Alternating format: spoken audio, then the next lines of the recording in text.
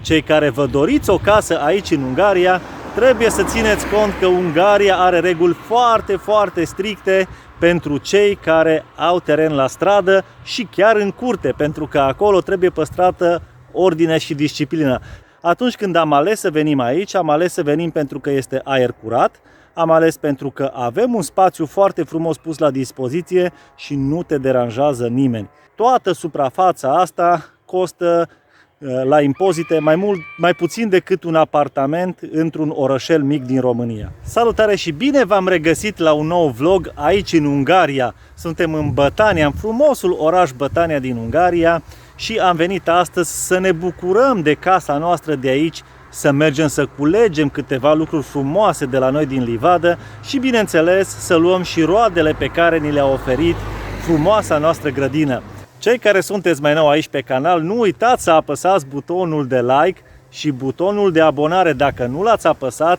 Chiar vă rugăm frumos să-l apăsați, iar cei care doriți să susțineți financiar acest canal, există un buton de alăturare pe care îl puteți apăsa și bineînțeles că în felul ăsta susțineți financiar canalul nostru. Mare atenție! Cei care vă doriți o casă aici în Ungaria, trebuie să țineți cont că Ungaria are reguli foarte, foarte stricte pentru cei care au teren la stradă și chiar în curte, pentru că acolo trebuie păstrată ordine și disciplină. De asta, când trecem noi în Ungaria, peste graniță, vedem cu ochii schimbarea, pentru că oamenii au grijă de bucățica aia mică de teren pe care o au în fața casei. Pentru că vorbeam de îngrijirea terenului din fața casei, noi așa avem în fața casei spațiu verde. Aici va mai trebui să tund puțin iarba, deși nu-i foarte mare, dar ea trebuie îngrijită, pentru că la vecinii noștri, aici în împrejurimi, peste tot, arată foarte bine. Încă nu am avut timp să ne ocupăm de trandafiri, dar ne vom ocupa, pentru că ei arată destul de bine și uite, și acum la ei încă mai vin albine. Partea asta de trandafiri trebuie aranjată foarte frumos. Aici mai avem de tuns, de aranjat și vrem să ridicăm. Asta este casa vecinilor noștri care nu arată foarte bine, dar dacă o acoperim cu peretele de trandafiri, va fi și mai frumoasă. Și trebuie să tundem gardul ăsta și să-l aranjăm în așa fel încât până în capăt acolo la livadă să fie totul ordine și disciplină. Foarte frumos aici la noi pe terasă, unde săptămâna asta vrem să începem un șantier nou și să sperăm că vom și reuși. Așa arată curtea. Iarba a început să iasă din nou. Am tuns-o ultima dată când am fost aici. Aici avem lavandă care încet, încet începe să-și revină și aici trebuie intervenit. Așa este când natura își face de cap și bineînțeles că aici în zona asta, unde cândva era o hintă pentru copii, acum a rămas doar scheletul pe care o să trebuiască să-l aranjăm. Hai să vedem cum arată și zona cu roșii, de unde am smuls burienile mari. Uite că avem o roșie frumoasă aici și clar că avem mult mai multe. Uite pe acolo avem destul de multe. Așa. Și aici mai avem. Ia să vedem. Și într-adevăr, partea asta cu via ce avem aici deja s-a dus. I-a trecut vremea. Iar dincoace, ceapa noastră s-a înverzit. Așa că după ce o să curățăm toate burienile astea, o să ducem și niște ceapă verde să mâncăm la masa de prânz. Eu cred că va fi foarte bună. Între timp, aici la livadă, merii noștri arată destul de bine. Nestropite merele astea arată deosebit de bine. Sunt foarte multe mere pe jos și aici o să începem astăzi să le adunăm. Alex și Vio au început deja culesul lor. Uite, avem deja o găleată. Merele sunt destul de mici și clar că sunt foarte gustoase, doar că sunt micuțe. Hai să gustăm mărul ăsta, să vedem ce gust are. Aici în Ungaria toate casele au un standard de teren de 1500 de metri pătrați și terenul ăsta face parte din suprafața casei. Așa că cei care cumpărați casa aici în Ungaria, fiți siguri că terenul ăsta este al vostru. Am văzut foarte multe comentarii în care oamenii spuneau că terenul nu este a celor care cumpără casa. Nu este adevărat, este al vostru și este trecut în contract. Nu știu de unde a reieșit treaba asta. Hai să gustăm mărul ăsta, să vedem cum e.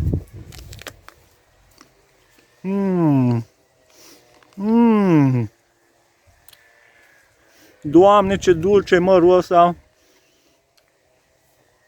Terenul de aici din Ungaria este foarte, foarte bun pentru agricultură, este foarte, foarte bun pentru livadă. Și uite cum stă la noi.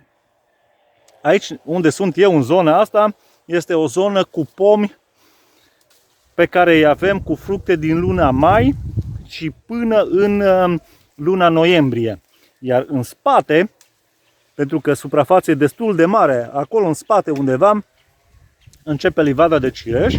Și pentru cei care v-ați întrebat câți pomi avem noi aici, câți cireși avem, vă spun că peste 300.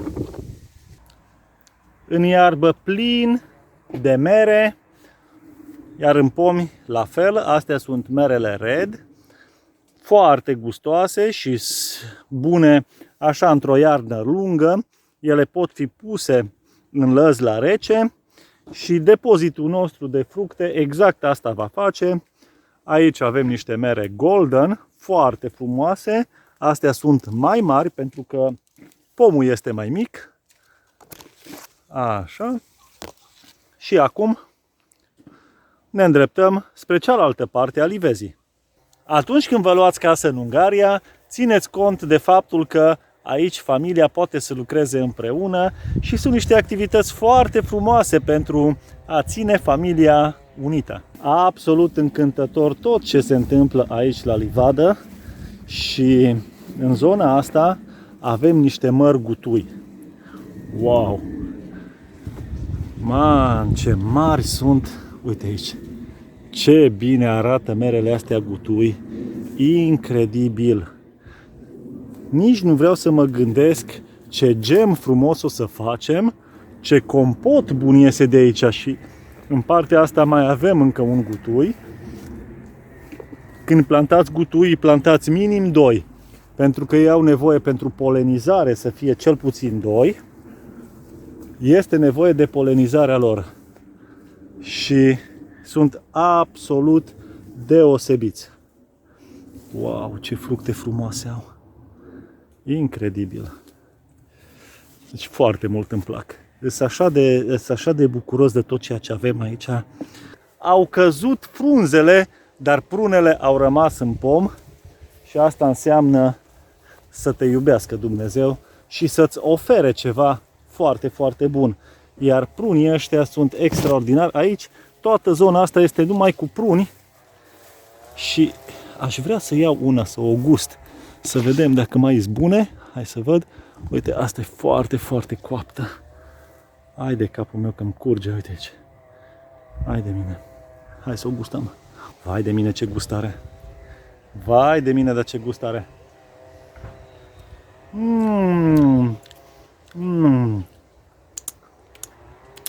Te lingi pe degete ce ne-a dat Dumnezeu aici, incredibil. Am primit multe întrebări de la oameni dacă merită să te muți aici în Ungaria. Nu știu dacă merită să te muți în Ungaria, dar eu prin videole pe care le-am arătat, am arătat cum trăim noi aici în Ungaria și mai ales ce ne oferă nouă Ungaria. Știu că fiecare poate să aibă o experiență diferită, dar pentru noi aici este foarte frumos și noi ne simțim foarte bine aici când trec granița de fiecare dată când vin acasă.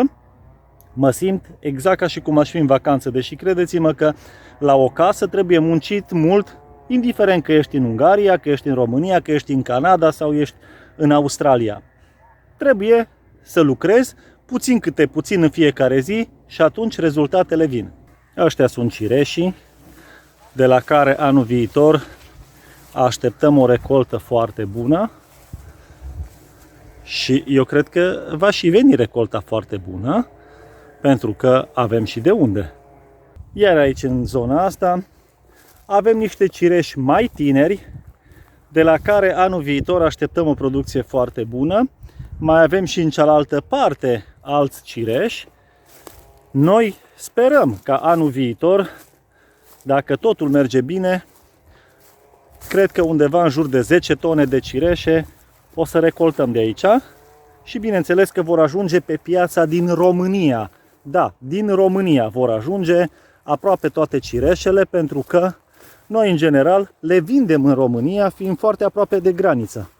Ne mutăm acum în cealaltă parte a livezii, unde mai avem 80 de cireși care trebuie tunși și trebuie îngrijiți. Acolo mai avem aproape 30 de gutui pe care mergem să vedem în ce stadiu sunt și bineînțeles că vrem să vedem care sunt fructele pe care le vom culege anul ăsta.